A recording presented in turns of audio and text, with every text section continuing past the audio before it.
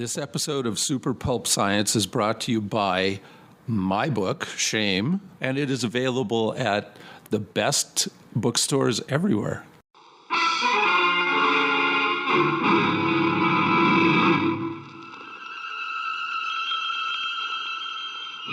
Attention, citizens. It's time for Super Pulp Science. This is Super Pulp Science, where we talk about how genre gets made.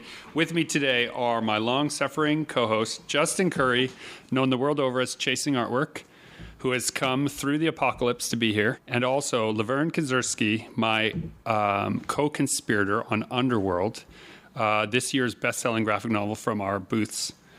But when did we first publish Underworld? 2015? 2015, yes. An older book, but for some reason it's caught on. And I wanted to put Lovern, who is well known in the comic book world as an award-winning colorist, worked with, literally name a person in comics, and you have worked with them. Yes, he has worked with them. Thank you, Dan.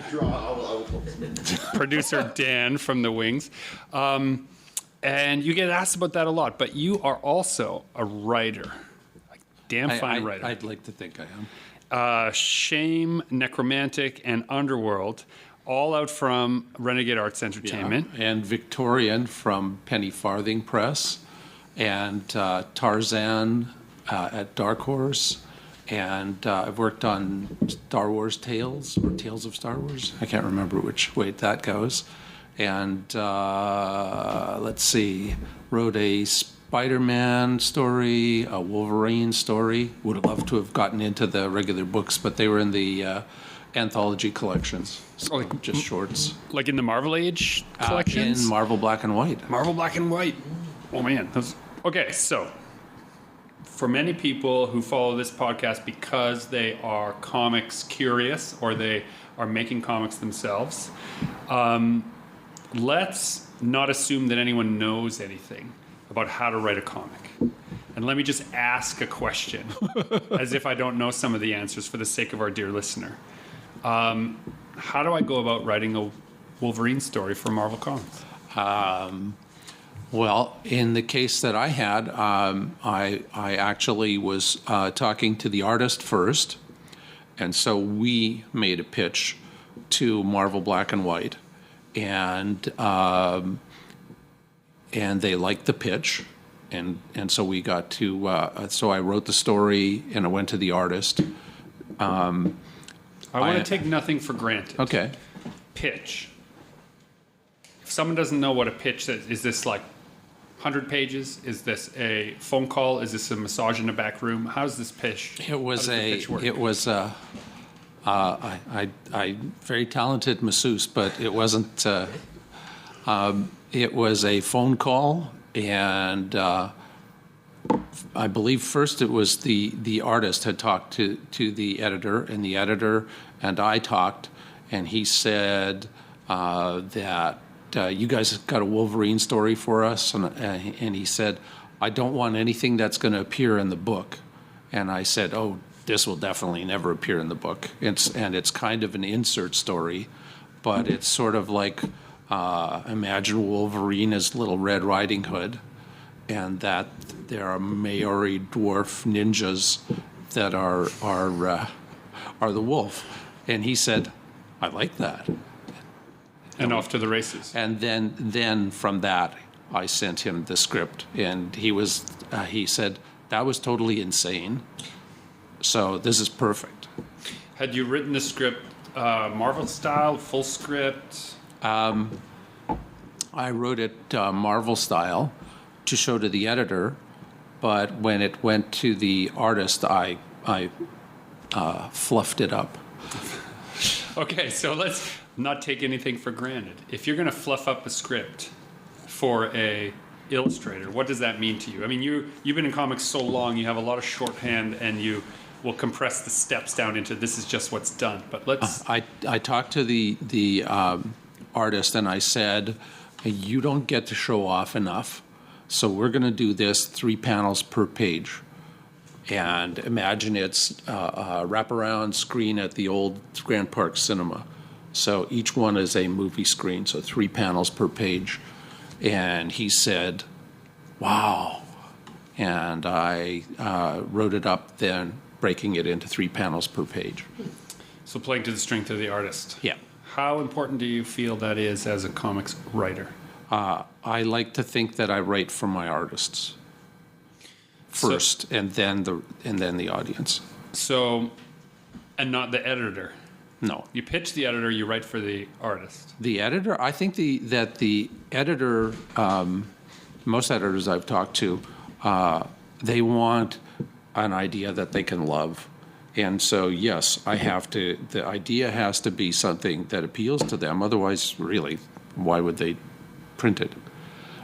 So that's what I'm doing with the idea.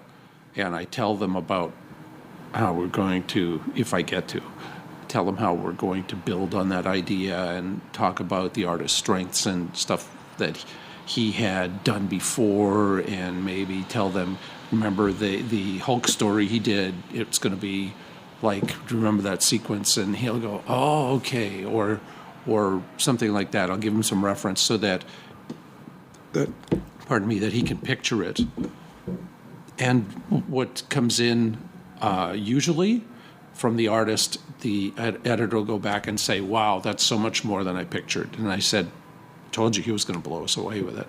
And it's in most cases, it's more than I expected from the artist too.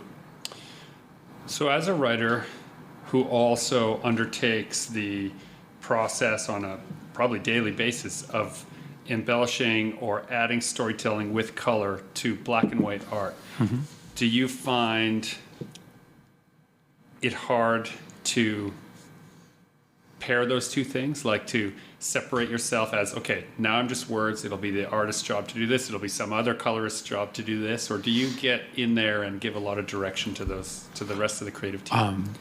I actually hold back from sticking my nose in, because I think that I don't want to be. It's not my place, and if they come to me when we're talking about the color and we're looking at a sequence, and I'm looking at the sequence and I'm going, we could dress it up by doing this. That would help the storytelling. If I'm in a position where, like in some cases, the conversations are CCing the writer and the artist as well as the editor. So when we're all talking together like that and saying, and the question is out for anyone to, what did you think about this, or where are we going with this, because we're planning ahead, or if we're reviewing stuff, and then I'll throw my 2 cents in that. But depending on who I'm working with, like if I'm working with Craig, he's 20 steps ahead of that already. So I basically say, what do you want done in this? And he'll say, in this story, there's the sequence, and in that sequence, I really have this strong need, or I see that it's red. And I go, okay, so it's red. But I know that doesn't mean that I just do flat red panels. It means that that's the spectrum he sees it in. Right. So, but you try not to do that as a writer. As a writer? Yeah. I try not to tell the colorist. Yeah, that's what I'm asking. Is like, Oh. I guess my hidden question I'm trying to dig dirt on is, because you're so I good definitely stick my nose into the colors. into the colors. You do, okay, yes. But I don't do it until, if it's something important, I try and do it before, because who wants to be in the position of having to rework your pages because the guy didn't tell you that it was underwater or something. She must be unknown to man, a virgin, a sacrifice suitable for the Kraken.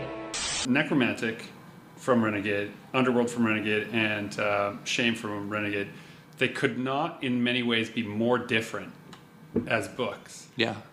Tell us how that's possible to have so many different genres and kinds of stories. And maybe why don't you lay out what each book is in brief, just to give the dear listener a chance to figure it out. They're all sort of, I guess when I'm talking about something like necromantic, I will explain it as this is kind of my James Bond, except it's Jane, and she is a powerful medium, and it's called necromantic, love of the dead, because I don't think it's a huge spoiler, but her boyfriend, the love of her life, is dead, but she can speak to the dead, so she continues her relationship in the midst of their James Bond type adventures in that. Underworld was originally I wrote as an exercise for my. I had the opportunity. I had an assignment to write in screenwriting when I was at university, and I was also going through a complete mental breakdown, and my therapist was saying that it might be good for me to work things out in something like that. And I said, this is because I had talked to him about Mouse and told him about how Mouse started as therapy for art. And I was thinking of doing something like that. And so the story of Underworld is about a guy who stumbles his way out of the Booth Center at St. B, the psych ward, and he's delusional, and he thinks he's Odysseus lost in hell, trying to find his way back to his family, and he wanders across Winnipeg, and the Red River becomes the Styx, and he bumps into Tiresias in a bar, and instead of blood offerings to get the dead to speak, he has little red cellophane packets of cocaine that he's handing out, and he gets lots of conversations. So he goes through that, and so yes, and if the dear listener is not sure, I then illustrated this story also, yes, so. after making me do all kinds of athletic contortions, including Ditko poses. I seem to remember. That's right. So before we jump into Shame, which is another very different project, let's just take a moment and turn left. Okay. How many years was it from writing Underworld to holding it as a finished project? Oh wow. 30 years? So 30 years. And I can remember being at your studio space and you were pulling out these typewritten pages that were part of the first draft, and you're like, this is where it started, and this is where I tried doing some illustration, and this is where I did some xerography, and and there was this long pedigree. And the whole time, I have to say, for the sake of the dear listener, Lovern's computer setup is such that when he would get an email, it would just float the subject line of the email over the screen, right? So that if he was busy doing something else, it would just float by. So I'm there, and some of my favorite comic book makers on Earth are just emails floating past Lovern's thing. He's like, oh, Paul Pope wants you to do this. Oh, Neil Gaiman is asking you to do this. Oh, P. Craig Russell is, and these are just floating. And I'm trying to stay totally focused and professional and not have a complete nerd freak out that Lovern is ignoring these emails, which are landing now, to go over, well, have you thought about maybe having the character do this next? Or have you looked at how the page will have more impact if we do this next? And I just, as a person who was starting in comics, that meant a lot to me that I had your full attention while other people who were more worthy of it were there. So more than 30 years. How does it feel now that that book is behind you? Well, I'm very happy that it's out, and I'm surprised that you were saying that it's selling more now than ever. Than before. Yeah, I had to reach out to Renegade and order some boxes of books, and we had done that before, but it kind of been a trickle. It'd been a book that always was a steady seller, but not a rush seller. And I must have sold 50 copies of it in Calgary without really even trying. And it's usually a book that people will find and come to on their own. But for some reason, at the Winnipeg show and at the Calgary show, People Yeah. just love it. So a book has a time, and I wonder, right? I wonder if part of that too is because it's a Winnipeg-based story. People love when something's local. It hits a bit harder, right? This is a homegrown story. People from Calgary, people from Winnipeg, a little more into that. Do you think it'd do as well if you were in Chicago or New York? Yeah, weird. I don't know. I'd like to see now. But I also think that the stigmas related to speaking about mental illness, having a character that is prevalent in the plot, in 2015, that was still really the tip of the iceberg. It wasn't a dumb thing to have that be normal. And now we've lived with more of that transparency. And I feel like that really is resonating with people. When they flip through it and they say, why is a Cyclops in downtown Winnipeg and what's happening? And I explain, well, here's the character and this is what he's suffering and there's a mental breakdown. And they're like, oh, it's not I don't want to read about a character who isn't perfect. Yeah. It's the reverse now. People want those flaws front and center, and I just feel like it's really... It's true. Before that, it was the people that were noticing were the people who knew who Polyphemus was. Right. But now it's people that are more interested in the flip side, the reality of the story. Absolutely. Absolutely true. And it's interesting because young people will say, oh, it's Greek mythology. I like Greek mythology. Yeah.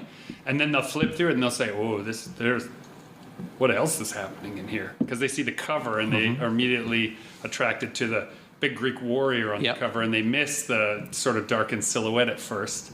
And others who are a little bit maybe have a little more gray in their beard like you and I, Lovern, they notice the shadowy figure first. Yeah. And they say, well, what's really going on in this story? It is time for chance to intervene. Time you saw something of the world, Perseus. Time you came face to face with fear. Tell me about shame, and more specifically, how'd you get Bolton when no one else can get Bolton? I wrote a story he loves. I've heard from so many other people in comics who are like tangential. They're like, you work with Lovern, right? Yeah. How did he get Bolton to do shame? And why does he turn down every other book so that he can do more shame? Because he loves the story. So tell us this story. When I came up with the story, it was on a honeymoon with my second wife, who is an ex now, to be what's the word? Painfully transparent. That's right. In the issue of full disclosure. Yes, but we were driving out in the country, no radio around, and so I think she just said, tell me a story. Pardon me. And I started to tell her Wally Wood's story, The Curse.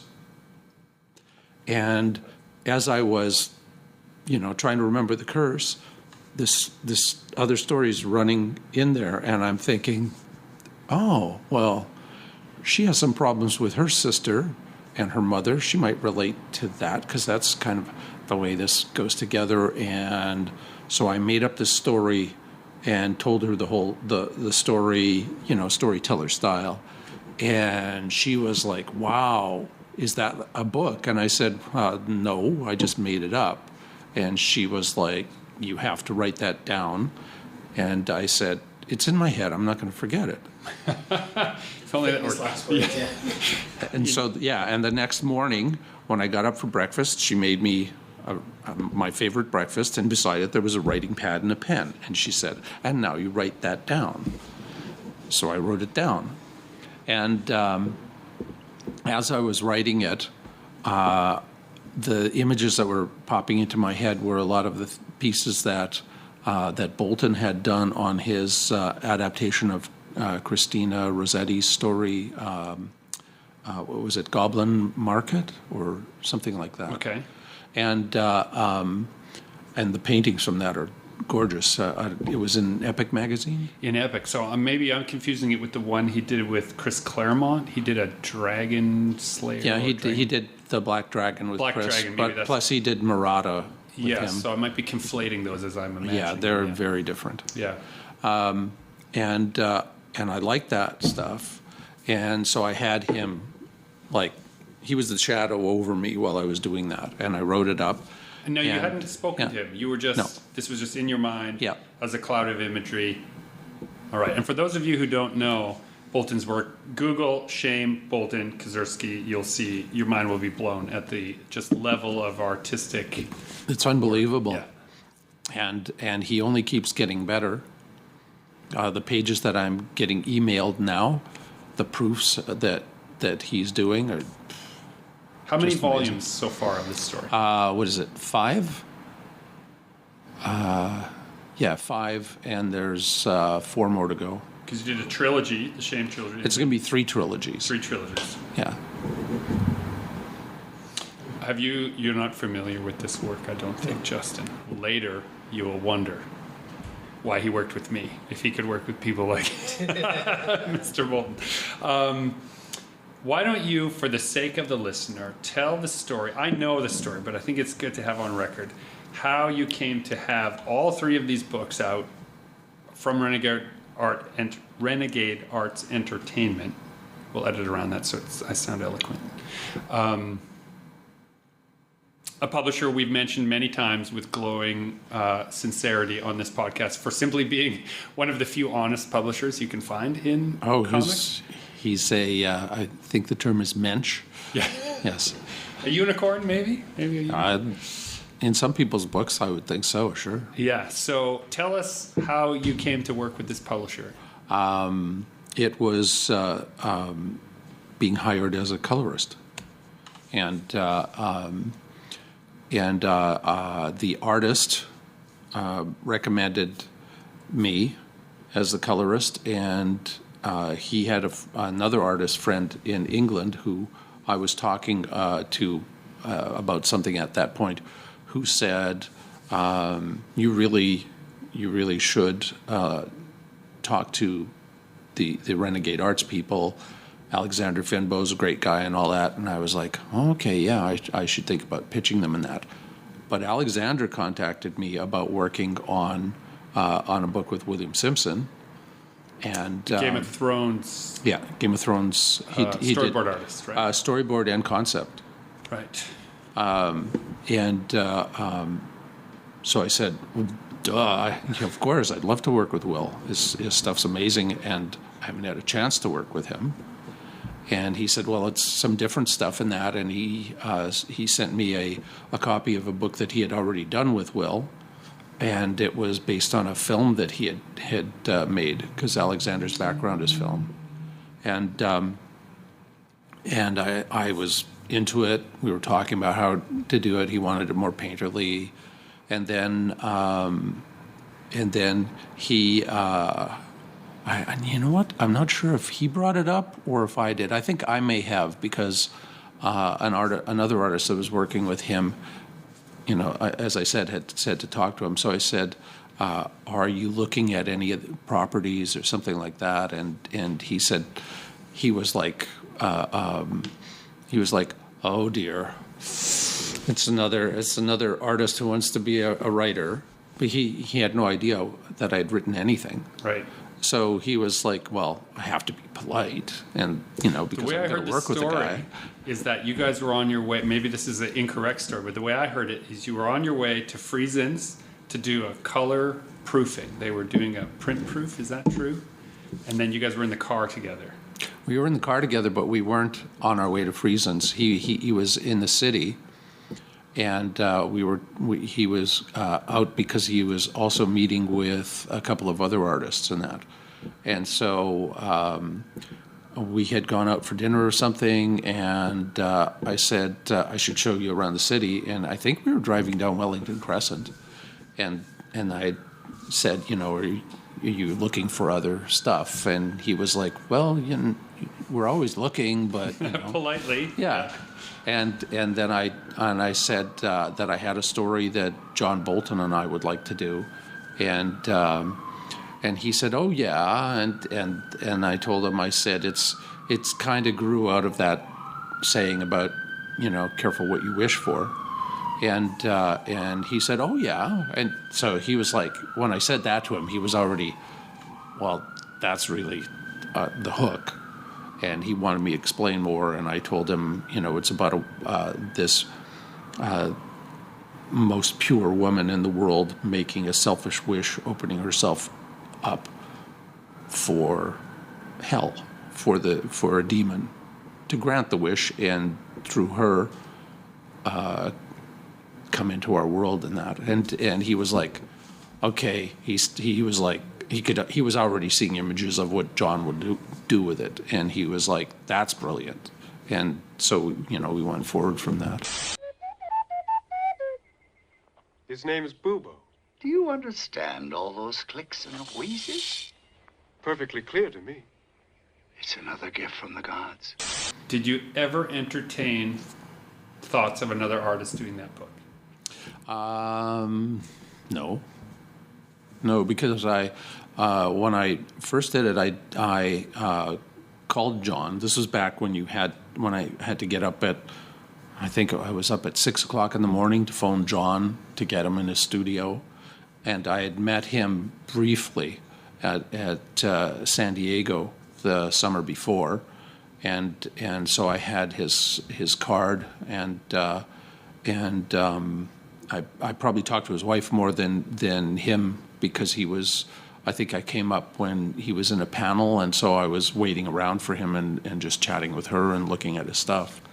But I had his number, so I called him and explained who I was, and he was like, so why are you calling me? and I said, because I would like you to paint a story that I've written, and we would like to I think we could probably get Vertigo to do it or somebody. And he was like, oh yeah. It was another. How many calls must he get that are like, I have a great idea for a story? Well, he's very careful about who gets his cards and that. And I got it because I was a working professional of some repute. And so we were talking, and he had, I think... Infamous, if not famous, right? Well, he was interested in me coloring Black Dragon, because it was... They were doing a reissue of it. Right? It was going to be reissued, yeah. And so we talked. I told him the story, and he went, oh, he said, I'm feeling like this could be my Gormenghast. He said, I love this story. And at that point, there was nobody else that was going to paint it. His work is so laborious, mm-hmm. and it also doesn't require a colorist. Tell us about your relationship with those pages when they come in. Oh, there's just, it's Christmas every time a page comes in. Do you ever find yourself wanting to whisper color theory to him, or is he? No. He seems beyond reproach when it comes to that. No, he would be open in that if I was talking to him before he painted it and that, but there's no need. There's nothing that I can say in that.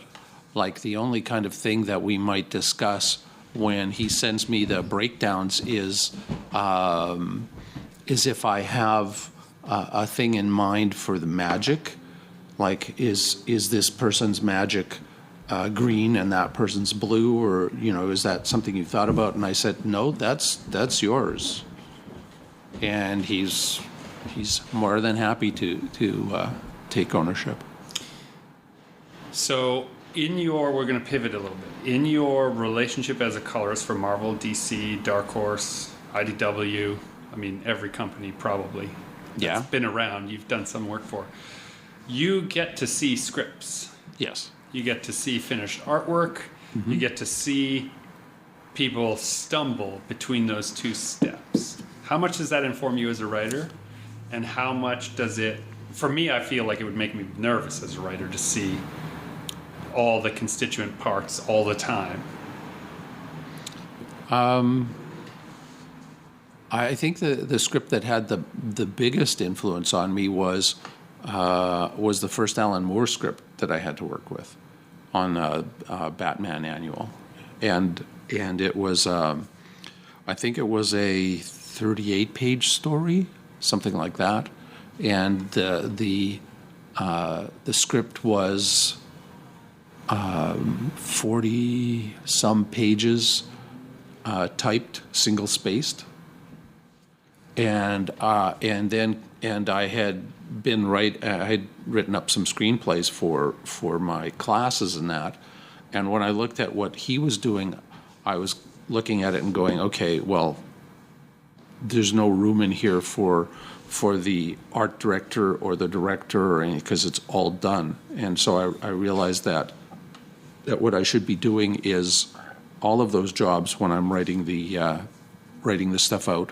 for the artist, so that he knows the perfect description of this room.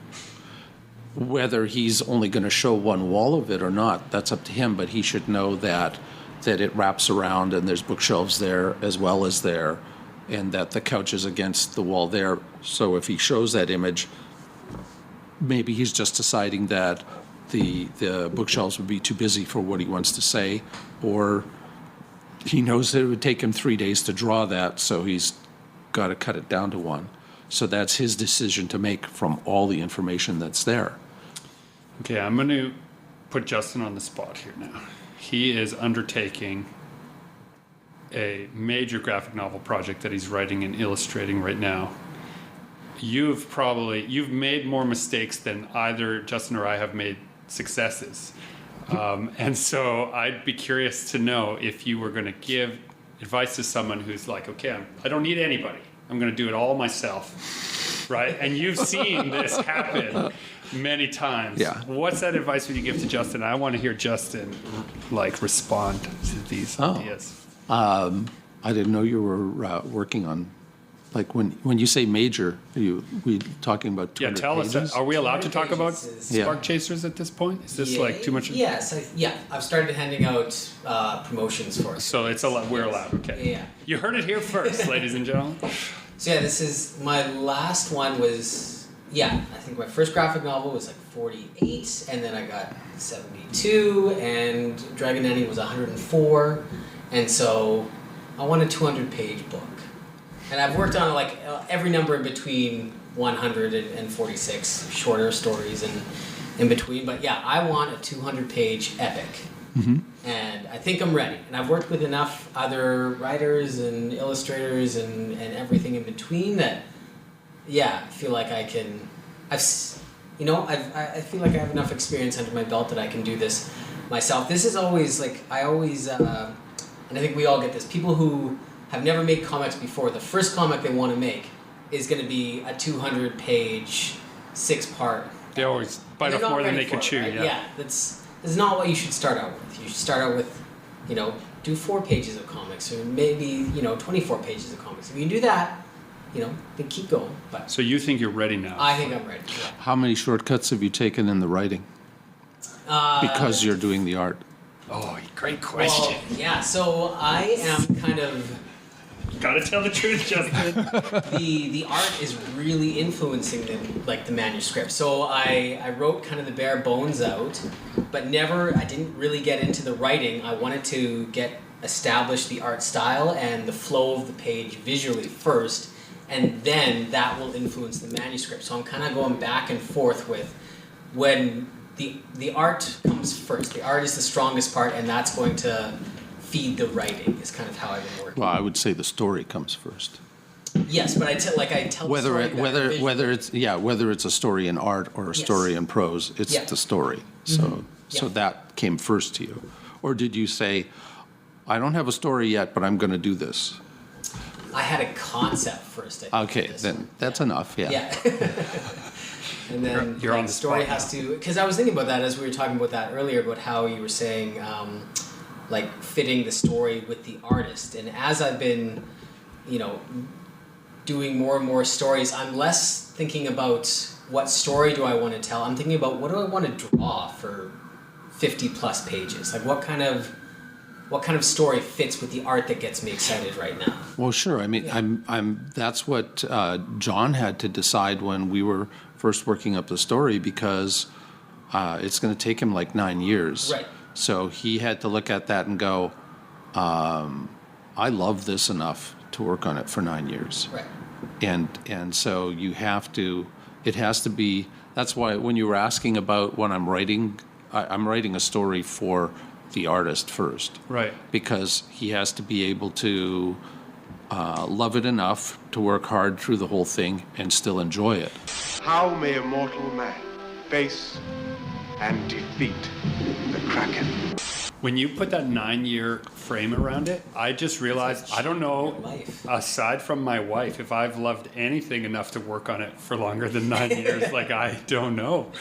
That's amazing. I do, but like, they're working on themselves now, you know, like. No, they're not. You know? They're still working on you. They're working on me. But what I mean is, like, yeah, you know, you're a dad forever, but to, like, okay, so Spark Chasers, 200 plus pages. In your mind, you're budgeting, I know you're pretty careful with that, budgeting roughly how much time you think it'll take you in just raw drawing power. How long is that? It's going to be a year and a bit. I would say I'm like 20% of the art is done, 75 to 80% of the manuscript is done. I'm aiming for around this time next year. It's going to be like close. But that's like, this is going to be my main focus. So did you storyboard out the whole thing? Not the whole thing. It's not going to be 200 pages. Okay, so there's It's two not. things I want to describe to the listener. The look on Lovern's face when Justin said, no, I didn't storyboard it, and the look of pure clarity and wisdom that came across you when you said it won't be 200 pages. Let's unpack that. So I think it's about 170 pages now, but I know there's a bunch of stuff I'm going to keep adding. 170 pages are storyboarded, Okay. but it's bare bones for, there's going to be more. There's going to be lots more. Yeah. As I'm developing the first bit, it's growing already. Oh, yeah. For what you're doing, wonderful. It's like ideal. If you were doing that for a publisher, though, you would be slowly going under. Yeah. Yeah. So that's the other thing that's come up with this is that there is, there might be an agent involved, there might be publishers involved, and so I'm in the really lucky position where I have a plan for this book that I can do under my own company's steam with my own distribution model that I don't really need any other help to make this a reality, to make this happen. But you're in a make me a better offer scenario. There is the possibility that this might get picked up, but it has to be a really great offer for me to actually go for it because I have the backup of this is going to happen one way or another. Well, yeah, because you can hear the sound of the handcuffs being clicked onto your wrists once you sign the deal. Maybe we can cut this part. Oh, this doesn't. Maybe change this. Maybe like. Oh no, it's great. We love it. And remember, we talked about March, but we think February is way better. And you're sitting there going, "Oh crap! I was hoping to go for an extra month, not cut 2."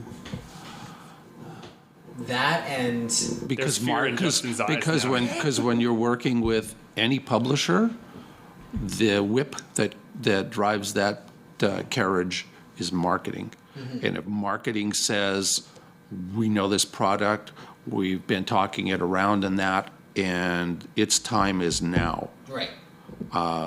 I've worked on products that I was told I had 3 months to work on, and then I got 1. Yeah. How do you deal with that professionally? What's some advice you can give to us who are getting into those deep thickets and thorny bushes right now? What's that medication for diarrhea? Yeah, that's all you. No, there's nothing you can do but have a really strong support, whether it's a studio or whether it's a virtual studio. And you have to have people you can work with that you trust that can, I don't know, just do SketchUps for you to work from, or ink your backgrounds for you, or in some cases, books that I've worked on where I knew that I couldn't paint it in time because marketing had moved up the deadline. So I would have 4 guys that a couple of women that I knew that if I gave them a pencil crayon marked up photocopy, so I could take a photocopy and do my style pencil crayon guide, that they knew my language well enough so that I could give it to them and they would paint it as well as I could. Some of them probably even better. And then you have to do that because once that deadline is set, there's so much machinery that's in gear in that it'll just, it'll grind you up. Can I? And yes, I have worked for 74 hours at the table without a break. Jeez. Oh, Adult diapers involved, or Nope. no? no. No, but there was a sink in the next room. How often, since we're on this subject of the grand machine that is Big Two Comic Publishing, Marvel, DC, I won't name names. I think you'll know the story, but you can decide to name names if you want to. I was, again, this was during the Underworld days, so I was in the studio, and you were getting black and white line work from a pretty high profile artist at the time that I was completely shocked to discover all the parts I liked in it when I saw it in print were actually illustrative elements that you had added to the finished artwork. That there was moments where it simply said, draw in a background, or this looks like intestines, instead of a drawing of those things, which is what the artist is supposed to provide. And how often does that happen in the realm of being a comics colorist on a tight deadline? I know it's kind of an all hands on deck kind of scenario, right? It's not very often, and it's usually because everybody wants to avoid that. So most of the time, people are the editor's trying to set it up so that the guy's got enough leads so that doesn't happen. But I remember working on a book and everything was great. We had so much time, and the artist went over the handlebars of his bike when he was riding and broke his arm, and everything changed. I guess so. So accidents happen and that. So that's not the standard. That's really rare. Right. So if you bust your arm boxing, Justin, how is Spark Chasers going to get finished on time? I'm gonna learn how to draw with my left hand real quick. Yeah. Right. Frazetta did that. Yeah. Yeah. You're at least 5% of Frazetta. You could probably pull it off. Here, you'll need this. A cat on. The ferryman. As a writer in comics, I know we jumped into coloring a little bit. Let me just double check the time. Where are we at with time, Dan? Go for another 10, 15 Okay, perfect. So let's imagine that. Let's not imagine. Let's just state for a fact. You've been involved in the comic book world for decades. You've seen ebbs, Since flows, 1986. 1986. So you've seen it all in the naked city, as they say. Mm-hmm. And not all advice for how to write for comics is evergreen. So let's talk about right now. What are you seeing in the work in comics now that you think would be typified as how to, quote, break into comics now? What is the kind of work that's getting through to editors, is getting on the shelf? It's so wide open now, but I seem to. I had a discussion with another pro recently, and we had this disturbing little conversation that it seems that what publishers are looking for right now, that the more it looks like a comic, the less they want it. Interesting. And they seem to be making decisions about the look, whether it's the artist or the, the design of the book, and that if it looks like a comic, it's less attractive. And so the market seems to be really different now. Can you break down what you mean by comic? I mean by comic, let's say, like a George Perez Avengers book. Right. The more it looks like that, it seems the less they are interested in it. There are still some properties, like superhero stuff, and that they want it to wear those clothes. Right. But I don't think that's where where most of the new I guess, editorial people what they want. They don't want it to look like that.